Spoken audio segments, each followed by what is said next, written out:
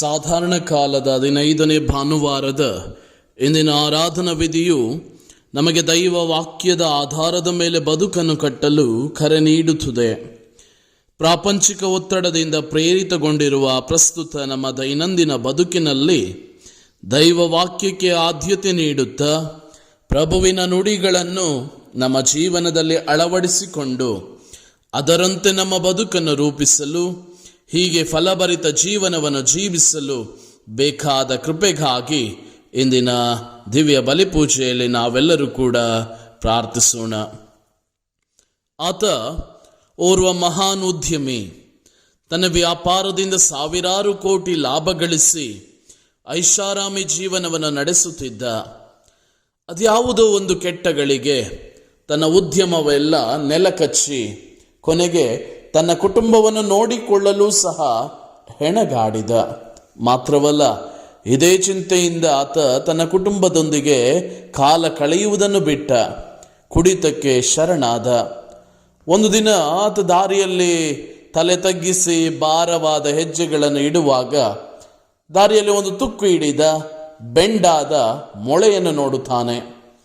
ಅದನ್ನು ತೆಗೆದುಕೊಂಡು ಮನೆಗೆ ಹೋಗಿ ತರಿತರಿಯಾದ ಕಾಗದದಿಂದ ಆ ತುಕ್ಕನ್ನು ತೆಗೆದು ಸುತ್ತಿಗೆಯಿಂದ ಬೆಂಡನ್ನು ಸರಿ ಮಾಡಿ ಅದಕ್ಕೆ ಒಂದು ಹೊಸ ರೂಪವನ್ನು ಕೊಡುತ್ತಾನೆ.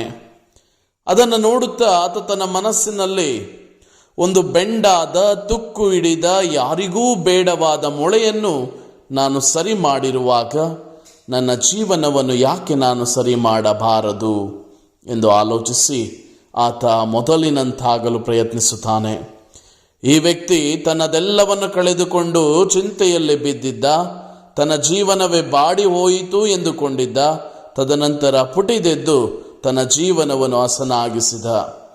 ಇಂದಿನ ಶುಭ ಸಂದೇಶದಲ್ಲಿ ಪ್ರಭು ಯೇಸು ಹೇಳಿದ ಸಾಮರ್ಥ್ಯದಲ್ಲಿ ಆ ರೈತ ಕಾಳುಗಳನ್ನು ಎಸೆಯುವಾಗ ಕೆಲವೊಂದು ಕಾಳುಗಳು ಬೇರೆ ಬೇರೆ ಜಾಗದಲ್ಲಿ ಹೋಗಿ ಬೀಳುವುದನ್ನು ಕಾಣುತ್ತೇವೆ. ಒಂದು ವೇಳೆ ಆ ಕಾಳುಗಳನ್ನು ನಮ್ಮ ಜೀವನಕ್ಕೆ ಹೋಲಿಸಿ, ಆ ಹೊಲದ ಮಣ್ಣನ್ನು ನಮ್ಮ ವಿಶ್ವಾಸ ಜೀವನಕ್ಕೆ ಹೋಲಿಸಿ, ರೈತನನ್ನು ನಮ್ಮನ್ನು ಸೃಷ್ಟಿಸಿದ ತಂದೆ ದೇವರಿಗೆ ಹೋಲಿಸಿ ನಮ್ಮ ಜೀವನಕ್ಕೆ ಅರ್ಥೈಸಿ ನೋಡಿದಾಗ ಇಂದು ನಾವು ಯಾವ ಸ್ಥಿತಿಯಲ್ಲಿದ್ದೇವೆ ಎಂದು ತಿಳಿದುಕೊಳ್ಳೋಣ. ಮೊದಲನೆಯದಾಗಿ ಕಾಲ್ದಾರಿ. ಇದೊಂದು ಜನರು ಸದಾ ಕಾರ್ಯನಿರತರಾಗಿರುವ ದಾರಿ, ಜನಜಂಗುಳಿ ಇರುವ ದಾರಿ. ಇಲ್ಲಿ ನಡೆಯುವವರು ಸದಾ ತಮ್ಮ ಕೆಲಸಗಳಲ್ಲೇ ಮಗ್ನರಾಗಿರುತ್ತಾರೆ. ಬೇರೆಯವರ ಬಗ್ಗೆ ಚಿಂತಿಸುವುದಿಲ್ಲ. ಒಂದು ವೇಳೆ ಭಿಕ್ಷುಕರು ಬೀದಿಯಲ್ಲಿ ಬಿದ್ದರೆ 1-2 ರೂಪಾಯಿಗಳನ್ನು ಹಾಕಿ ಕೈ ತೊಳೆದುಕೊಂಡು ಹೋಗುವ ಜನರ ದಾರಿ ಇದು. ಮಾತ್ರವಲ್ಲ, ಆ ಕಾಳಿಗೆ ಸರಿಯಾದ ಮಣ್ಣು ಸಿಗದೆ ಬೇರೆ ಪಕ್ಷಿಗಳಿಗೆ ಆಹಾರವಾಗುತ್ತದೆ. ಕಾಲ್ದಾರಿಯಲ್ಲಿ ಬಿದ್ದ ಕಾಳಿನಂತೆ ನಾವೇನಾದರೂ ಕಾಲ್ದಾರಿಯಲ್ಲಿ ಬಿದ್ದಿದ್ದರೆ ನಮ್ಮ ಜೀವನವೂ ಹೀಗೆ. ದೇವರಲ್ಲಿ ವಿಶ್ವಾಸವಿಲ್ಲದ ಜೀವನ ಸತ್ತ ಜೀವನ. ನಾವು ಕಷ್ಟದಲ್ಲಿ ಬಿದ್ದಾಗ ನಮ್ಮನ್ನು ಕೇಳದವರು, ಕರುಣೆ ಅನುಕಂಪ ತೋರದವರು ಹಲವಾರು ಮಂದಿ. ಈ ಸಮಯದಲ್ಲಿ ದೇವರಲ್ಲಿ ನಮ್ಮ ವಿಶ್ವಾಸ ಕುಂಠಿತವಾಗಿದ್ದರೆ ಹೇಗೆ ತಾನೇ ದೇವರು ನಮ್ಮ ಮೇಲೆ ಕೃಪೆ ತೋರಿಸುತ್ತಾರೆ? ಎರಡನೆಯದು ಕಲ್ಲು ನೆಲ. ಪವಿತ್ರ ಗ್ರಂಥದ ಪ್ರಕಾರ ಇದೊಂದು ಹೆಚ್ಚು ಮಣ್ಣಿಲ್ಲದ ಕಲ್ಲು ಪ್ರದೇಶ. ಇದೊಂದು ಬೇಡವಾದ ನೆಲ ಆಗಿದರೆ ಮಣ್ಣಿನ ಬದಲಾಗಿ ಕಲ್ಲುಗಳೇ ಹೆಚ್ಚು ಸಿಗುವಂತಹ ನೆಲ. ಒಂದು ರೀತಿಯಲ್ಲಿ ಹೇಳಬೇಕಾದರೆ ಇದೊಂದು ಬಂಜರು ಪ್ರದೇಶ. ಕೆಲವೊಮ್ಮೆ ನಾವು ಸಹ ಇಂತಹ ಮನಸ್ಥಿತಿ ಉಳ್ಳವರಾಗಿ ಬಿಡುತ್ತೇವೆ. ನಮ್ಮ ಹೃದಯಗಳನ್ನು ಕಲ್ಲಾಗಿಸಿಕೊಳ್ಳುತ್ತೇವೆ. ನಮ್ಮ ತಪ್ಪುಗಳನ್ನು ಯಾರಾದರೂ ಸರಿಪಡಿಸುವಾಗ ಅದನ್ನು ನಾವು ಒಪ್ಪದೆ ನಮ್ಮ ಹಳೆಯ ಜೀವನವನ್ನೇ ನಾವು ಮುಂದುವರಿಸುತ್ತೇವೆ. ಆದರೆ ಪ್ರಭು ಯೇಸು ಹೇಳುವಂತೆ ಇಲ್ಲಿಯೂ ಕೂಡ ಮಣ್ಣಿದೆ, ಆದರೆ ಅಷ್ಟೊಂದು ಆಳವಾಗಿಲ್ಲ. ಕೆಲವೊಮ್ಮೆ ನಮಗೂ ಒಂದು ಒಳ್ಳೆಯ ಮನಸ್ಸಿದೆ, ಒಂದು ಒಳ್ಳೆಯ ಕಾರ್ಯವನ್ನು ಮಾಡಬೇಕೆಂಬ ಹಂಬಲ ಇದೆ. ಆದರೆ ನಮ್ಮ ದುರಾಲೋಚನೆಯಿಂದ, ದುರಭ್ಯಾಸಗಳಿಂದ ನಮ್ಮ ಹೃದಯವನ್ನು ಕಲ್ಲಾಗಿಸುತ್ತೇವೆ. ಇನ್ನು ಮೂರನೆಯದು ಮುಳ್ಳು ಪೊದೆಗಳ ನೆಲ. ಪ್ರಭು ಯೇಸು ನುಡಿಯುತ್ತಾರೆ, ಆ ಪೊದೆಗಳು ಸಸ್ಯಗಳ ಸಮೇತ ಅಡಗಿಸಿಬಿಟ್ಟವು. ಒಂದು ಮುಳ್ಳಿನ ಗುಣ ಸದಾ ಇನ್ನೊಬ್ಬರನ್ನು ಚುಚ್ಚುವುದು, ಯಾರನ್ನೂ ಕೂಡ ಹತ್ತಿರಕ್ಕೆ ಸೇರಿಸುವುದಿಲ್ಲ.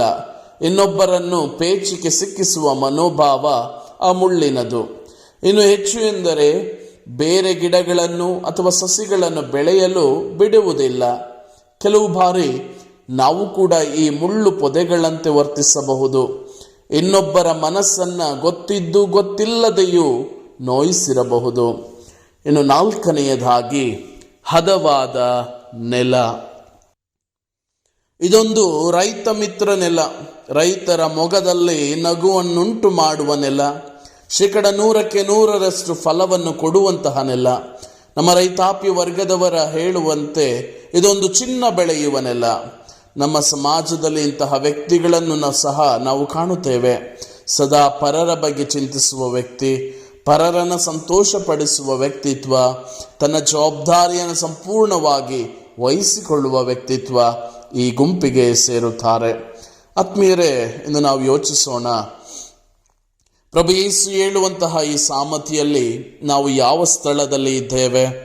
ಪ್ರಭು ಯೇಸು ನಾವು 100% ಫಲ ಕೊಡುವ ಹದವಾದ ಭೂಮಿಯಾಗಬೇಕು ಎಂದು ಅಪೇಕ್ಷಿಸುತ್ತಾರೆ. ಹಾಗಾದರೆ ನಮ್ಮ ಕುಟುಂಬಕ್ಕೆ, ನಮ್ಮ ಸಮಾಜಕ್ಕೆ ಇಂದು ನಾನು ಏನಾಗಿದ್ದೇನೆ? ಕಾಲ್ದಾರಿಯಲ್ಲಿ ಸಿಕ್ಕಿಕೊಂಡು ಹೊರಳಾಡುತ್ತಿದ್ದೇನೆಯೇ? ಇತರರ ಜೀವನಕ್ಕೆ ನಾನು ಮುಳ್ಳಾಗಿದ್ದೇನೆಯೇ? ಕಲ್ಲು ನೆಲವಾಗಿದ್ದುಕೊಂಡು ನನ್ನ ಹೃದಯವನ್ನು ಕಲ್ಲಾಗಿಸಿಕೊಂಡಿದ್ದೇನೆಯೇ? ಅಥವಾ ನನ್ನ ಕುಟುಂಬಸ್ಥರ ಮೊಗದಲ್ಲಿ ನಗುವನ್ನುಂಟು ಮಾಡುವ, ನನ್ನ ಕುಟುಂಬಕ್ಕೆ ಸಂತೋಷ ನೀಡುವ ಹದವಾದ ಭೂಮಿಯಾಗಿದ್ದೇನೆಯೇ?